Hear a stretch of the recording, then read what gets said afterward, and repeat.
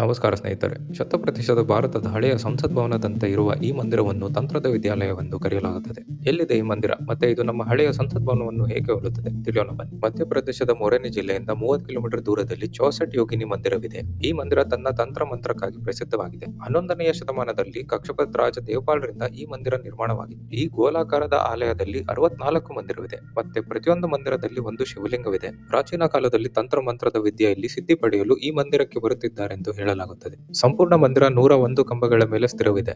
ಈ ಮಂದಿರದ ಆರಂಭಿಕ ದಿನಗಳಲ್ಲಿ ಜ್ಯೋತಿಷ್ಯ ಮತ್ತು ಗಣಿತವನ್ನು ಹೇಳಿಕೊಡಲಾಗುತ್ತಿತ್ತು. ನಂತರ ಇದರಲ್ಲಿ ತಂತ್ರದ ವಿದ್ಯೆಯನ್ನು ಕೂಡ ಹೇಳಿಕೊಡಲಾಗುತ್ತಿತ್ತು. ಸ್ಥಳೀಯರ ಪ್ರಕಾರ ಬ್ರಿಟಿಷ್ ಆರ್ಕಿಟೆಕ್ಟ್ ಎಡ್ವಿನ್ ಲೂಟನ್ಸ್ ಈ ಮಂದಿರದಿಂದ ಪ್ರಭಾವಿತರಾಗಿ ಹಳೆಯ ಸಂಸತ್ ಭವನವನ್ನು ನಿರ್ಮಿಸಿದರು. ಅಂದಾಗೆ ಸ್ನೇಹಿತರೆ, ಈ ಮಂದಿರದ ಬಗ್ಗೆ ನಿಮಗೆ ಮೊದಲೇ ಗೊತ್ತಿತ್ತೆ? ಕಮೆಂಟ್ ಮಾಡಿ ತಿಳಿಸಿ.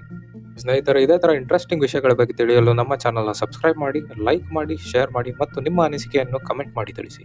ಧನ್ಯವಾದಗಳು.